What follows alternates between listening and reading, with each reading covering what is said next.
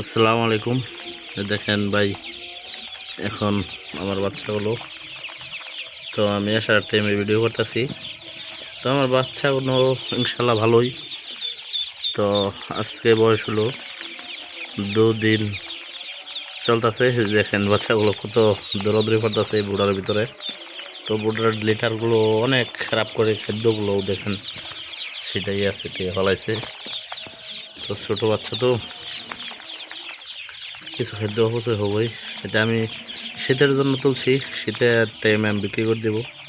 তো ইনশাল্লাহ বাচ্চা মোটামুটি ভালোই, এখন প্রায় সুস্থর দিকেই। একটু দুর্বলতা আসলো কিছু কিছু বাচ্চা, ছোটো বাচ্চা আসলে, তো তাই যে হিট সম্ভবত কম হয়েছিল ঘোড়ানির টাইমে, তো এই জন্যই সম্ভবত এরকম হয়েছিল।